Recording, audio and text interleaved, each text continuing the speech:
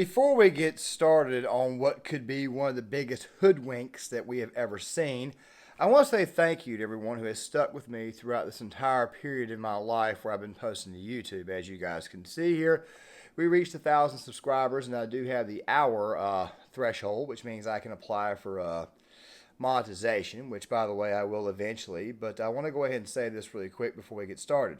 There's going to be a bigger video with an actual bigger thank you and much larger updates probably after Mother's Day weekend. The reason why I'm waiting to do that is because, well, YouTube has this funny habit of putting a bot on your account to kind of get you to a certain number, and then they take that bot away, so you never know what might happen. So let's go ahead and enjoy the weekend first before we actually get to that. But don't worry, that video will be coming out more than likely on Monday or Tuesday, or once we actually pass 1,000. And of course, I'll also provide channel updates and a good old-fashioned thank you, talking about some of the things I went through, all that stuff there. I don't think it's going to be a live stream or anything like that, because I like to do these things in like updates type videos. Now, with that right there being said, let us go ahead and get on to this story. At a public meeting of the Reparations Commission, people spoke out, sometimes passionately. Our ancestors helped build this country. African Americans, black people, whatever you want to label us this time. We're on an island of destitute, despair, amongst a sea of abundance. Governor Gavin Newsom is now responding to recent recommendations by California's reparations task force. The task force recently submitted recommendations to lawmakers suggesting up to $1.2 million in damages be paid to black residents. State lawmakers and the governor will have the final say on how much is spent and where the money would come from. In a statement, the governor did give an indication if he'd give back direct payments, saying dealing with that legacy is about much more than cash payments. Much of the recommendations put forward by the task force are critical action items we've already been hard at work addressing. Went on to say he looks forward to working. That, my friends, was a scene in one of the many cities that's been going on in California, not just one, even though that one obviously occurred in one. But yeah, the state of California for a while has been in a massive, let's just say, decline. And of course, it's only gotten worse since Gavin Newsom has been in charge. Also, to go on top of that, with the Democrats' supermajority that they have, something like offering someone reparations would not surprise me. Now, should that surprise any of you? Well, with the current state of the liberals in America, it would not, I don't think it should surprise anybody, especially given the fact that they're now backing out of this after basically promising people roughly $1.2 million per person in reparations. Of course, for slavery, which, by the way, we will be discussing towards the end of the videos. Let me give you guys my full feeling on reparations itself. But I need to go ahead and kind of give you guys the story here. So essentially what happened was that the state of California, it actually started in San Francisco, where they wanted to give their citizens an actual amount of money, reparations for slavery, as I mentioned before, and I'll be saying over and over again this video. I know it's taking me a little while to get this out because I'm recording this video on the same day, hoping to actually get it out later on this afternoon. There's also going to be a video out on a short time of prepping as well. I'll leave a link to the channel. But here's the thing. That number somehow or another kept getting higher and higher and higher and higher and higher. Now, guys, you know me. I don't go through the full article unless I'm behind the computer. I typically tend to paraphrase it, and I leave the article in the description inside the description box, and I advise you guys to actually go read it. The thing that you have to understand about reparations, especially in the state of California, is that it could very, very well break the bank, which is very, very weird me saying that, seeing how California has pretty much broke the bank. And I would say that they're probably the largest driving factor behind all the inflation in the country, because we have to print more money for them and their liberal policies, because the federal government will oftentimes give state governments some money. California, New York, most of your very, very large blue states, especially your seeing how they're mostly consumer states, they oftentimes get more overall cash. Now, of course, they love to counter this by saying we pay more in overall tax revenue, yet at the same time, red states are the states that oftentimes produce all the goods, all the foods, anything and everything that you need in life. Don't worry, we'll do a video project probably in the next couple of weeks on this, which, by the way, I'll talk more about in the 1,000 subscriber video. But the fact of the matter is that California cannot pay this amount of money to everybody who lives in the state of California that is black. Of course, they promised these people reparations, and they continue to push further and further and further for a much, much higher amount of money. And guess what? Here we are. Gavin Newsom has said, no, I'm not interested in doing this. Now, granted, he said it's about more than money. It's about voting rights. Voting rights. Voting rights. I don't know if you guys noticed this or not, but liberals, especially very, very liberal Democrats and politicians, they have this thing where they think that black people are not educated enough to walk down to a polling station and say, hey, look, I'm such and such or whatever, and then they get to vote. A lot of black people, by the way, have driver's license. A lot of black people, by the way, have IDs. They think that they're so stupid that these individuals cannot actually go and apply for a driver's license or apply for an actual license itself. I mean, haven't black people been voting in elections for years? Haven't they been voting in elections for multiple cycles? Haven't they been doing this since like the 1930s? Because I remember at one point in time there was actually the initial push for Democrats to get the black vote actually started in the 30s under FDR. Don't worry, we'll do a much larger project on that as well. But the thing is this right here, it didn't become more prominent until the 1960s, until the Civil Rights Movement. But black people have been voting this entire time. So voting rights? I mean, what else? There are all kinds of other services that they're trying to implement. Now, I could go through each and every single one of them, but at the end of the day, there are services that black people already have in California. There are services that black people already have in America. I mean, it's really funny how somebody screams about voting rights and how it was that I can't go vote the way you white people do, but yet you voted for Joe Biden in 2020. Okay, that kind of kills your argument when you tell me that you don't have the right to vote, but yet you voted in 2020, you voted in 2018, you voted in 2016, you voted in 14, 12, and so on and so on and so on. So what is this really about? Well, I personally don't think it's about anything except Gavin Newsom and the Democratic Party in the state of California saying, look, man, we can't afford to pay this. We obviously pushed it a little bit too far. I mean, they effectively ended affirmative action in that state too. Don't worry, I will leave a link to that as well. Basically changing the law, which, by the way, was designed to benefit black folks. So it makes you think, are these white liberals really and truly on your side? I mean, you have to keep quoting Malcolm X all the time, but he wasn't lying. The race problem, integration, civil rights issue are all nothing but tools used by the whites who call themselves liberals against another group of whites who call themselves conservatives, either to get into power or to retain power. Among whites here in America, the political teams are no longer divided into Democrats and Republicans. The whites who are now struggling for control of the American political throne are divided into liberal and conservative camps. The white liberals from both parties cross party lines to work together toward the same goal, and white conservatives from both parties do likewise. The white liberal differs from the white conservative only in one way. The liberal is more deceitful, more hypocritical than the conservative.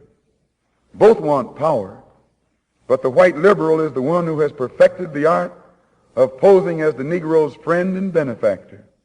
And by winning the friendship and support of the Negro, the white liberal is able to use the Negro as a pawn or a weapon in this political football game that is constantly raging between the white liberals and the white conservatives. The American Negro is nothing but a political football, and the white liberals control this ball through tricks or tokenism, false promises of integration and civil rights. In this game of deceiving and using the American Negro, the white liberals have complete cooperation of the Negro civil rights leader, who sell our people out for a few crumbs of token recognition, token gain. He wasn't lying. The white liberal is not your friend. He or she really is not. Their virtue signaling at the end of the day adds up to absolutely nothing. Also, something else too, in the video that I made the other day on the ABC shock poll, which they had Donald Trump up by 7 over Joe Biden, I kind of made the point that there are a lot of voters out there who probably voted for Biden who just don't intend on voting. These are people that Biden would need to go out there and physically vote to, make the fortifications actually work. But we can't talk about that here on YouTube. But the thing is this here. There's a lot of people who are being turned off by this, but I'm pretty sure that most of these people who are complaining now, saying they got hoodwinked, saying they got screwed, I'm pretty sure that a lot of them will still vote Democrat in 2024, and they'll still vote Democrat in 2026, and so on, and so on, and so on. However, after a while, there are some people who say, screw this crap, I'm not voting, you didn't do anything. There's another group that's going to say, screw this crap, I'm going to vote Republican from now. And there's another little group that says, screw this crap, give me a goddamn communist, give me a goddamn Marxist, somebody's going to give me all the hell I want. Even though in reality, the liberal Democrat and the Marxist is just using you. You're useful idiots to them. I'm just going to go ahead and say it. You are useful idiots to them. Maybe if you actually read, I don't know, Marx's work, because I read it to kind of study it, so that way I can get better at destroying these commies who are trying to destroy this nation that I love so much. Maybe if you actually read it, you would see that you were nothing more than a useful idiot to these people. Fact of the matter is, they were never going to give you reparations to begin with. And if the law does manage to pass, at most you're getting maybe $148,000 according to that article there. And of course, the government can ration out the payments, basically saying we ain't got to pay you anything, making you subservient to them. And seeing how your overall payment's only like $26,668 per month or per 2 months or whatever, in the state of California, where you already have high rampant inflation, it's not going to equate to jack shit, man. It's just the way that it is. And then to go on top of that, there may be other provisions saying, well, we may not give you, because of course it's got to go through Congress. It's got to get voted on. It's got to get, how do I say this? It's got to get put through. It's got to get discussed. They're not all liberal Democrats. Some of those Democrats in there are moderate Democrats, conservative Democrats. Some are far left commies. And of course, there's obviously Republicans who are definitely going to object to this as well. Not very, very many, but definitely when you factor in the moderates and the conservative Democrats, it's very, very possible that they may be able to overrule this or change the law to say, if you're already on some form of government entitlement form, like, say, welfare or food stamps or WIC or whatever the hell the state of California runs and their actual entitlement programs, it's very possible that they may just look at this and say, you know what, you can have the $2,600 or you can get the $2,600 we already give you in food stamps per month, because you can't have both, because the state, quite frankly, can't afford it. Fact of the matter is that you guys were used. You were used. And what they do, they turn right back around and basically hoodwinked you and slapped you in the face and told you to get the hell on. I mean, ask not what my country can do for me, but what I can do for my country. Anytime you see someone like Benjamin Crump or Al Sharpton, who, by the way, has been race scripting for a while, it's kind of a joke, speaking of a topic of animation, how it is that Al Sharpton at one point in time was very, very plump and very, very big, and after he got pushed off the stage by Roy Ennis, he began to start shrinking.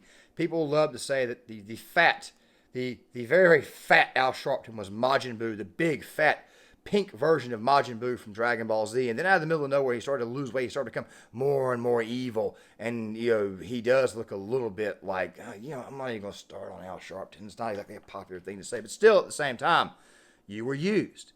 You were used as useful idiots. That's kind of sort of what they've done to you.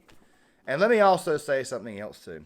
The state of San Francisco, I said the state of San Francisco, which, by the way, this is the state of San Francisco we're talking about. But the city of San Francisco basically outlawed any form of being able to defend your property. I got to wonder, is it possible that those African Americans, those black people who voted this stuff in, is it possible that they may be living in the inner cities? Is it possible that they may get attacked by other people, white, black, Hispanic, whatever? Is it possible that they may get attacked and now they can't defend themselves? It's almost like they're trying to give out pure, utter chaos. They sold you a great big giant lemon. And of course, people are going to get upset about this. People are going to protest. People are going to come out and they're going to scream and holler and raise 15 counts of hell. It's almost as if to say, Gavin Newsom went out of his way to create a crisis. Manufactured crisis. Huh? We'll be talking more about that in the future, especially seeing how it is I'm doing a lot more reading and actually studying every little thing that I already knew, but I needed to go ahead and kind of brush back up on so that way the arguments could be made better, so that way I could actually reach you. Because as I've told you guys before, I'm trying to change the tone and channel. I'm trying to change the way I articulate things, trying to make myself more articulate rather than some reactionary, which, by the way, I kind of owe to the recent success of this channel, because I'm trying to help you. I'm trying to help you see what is really and truly happening and what the hell is probably going to happen in the near future, because they are using you for this. Now, with that right there being said, guys, let me go ahead and close on my personal thoughts on reparations. And let me close this video on this here. Okay, let me close on this right here. Back around 2007, 2008 time frame, I came across an episode of The Chappelle Show that basically made fun of and spoofed the idea of reparations. And I thought to myself, in practice, this actually might not be a bad idea. It might actually help the economy. And then it hit me. My tax dollars are going to be going to pay for somebody's ancestry that occurred during the Civil War, some 130, 140 years prior. I have no living relatives from that time frame. I mean, to my knowledge, nobody in my past owned slaves as far as down the line, but I can tell you right now that a lot of African Americans in this country have ancestry that dates all the way back to Africa that sold them into slavery. So you got to ask yourself a question. Is reparations even correct? Is it even right? No, it's not. Because you're forcing an entire population of people that never owned slaves or never did anything to anybody of color, you're forcing them to pay for somebody else's past sins. Also, to go on top of this, you already got your reparations. It was called the Great Society Act. It was an expansion of welfare, made easier access if you're a person of color, depending on your situation. So you kind of sort of already got those reparations, or you got some form of corrective measure. You see, it's obvious that this is never going to be enough for anybody. So I'm going to say this one last time before I ultimately piss off on this topic. Do what the other 48% are doing. Do what the other 48% of good, honest to God, black people who are not racist, who love this country, who actually love the people that are next to them. Do what the hell they're doing. Go get a job. Go to work. Better yourself. Do anything and everything that, quite frankly, will help you out. Maybe you should change your thinking. Maybe you should go listen to actual black voices here on this content, on this platform that are actually doing something. Go listen to someone like, say, Greg Foreman or the officer Brandon Tatum. Put down the amazing Lucas. He's grifting off of you anyways. There are several good content creators who have woken up. Why don't you go talk to Hotep Jesus? He's pretty good as well. I advise it if you don't want to listen to the old, corroded, aging white man like myself. There are a lot of people of color. David Webb was very good. Why don't you go listen to them? Get out of this mindset that white man is bad, because guess what? At the end of the day, all that hate is just going to burn you up. Guys, John Claymore here. If you like this content, hit the like button, subscribe, share the video, sound off in the comment section. I would love to get you guys' thoughts on this. Thank you to all 1,000 of my subscribers. There will be a bigger video out thanking you guys and letting you know what's going to be going on probably next week, probably on Monday or Tuesday, to go along with a good amount of videos. Of course, I'll put that video in every single video to thank every single one of you, because I know not all 1,000 of you can get to my content at one time. Once again, guys, hit that like button, subscribe, share the video for the algorithm. Please leave a comment, and I'll see you guys later.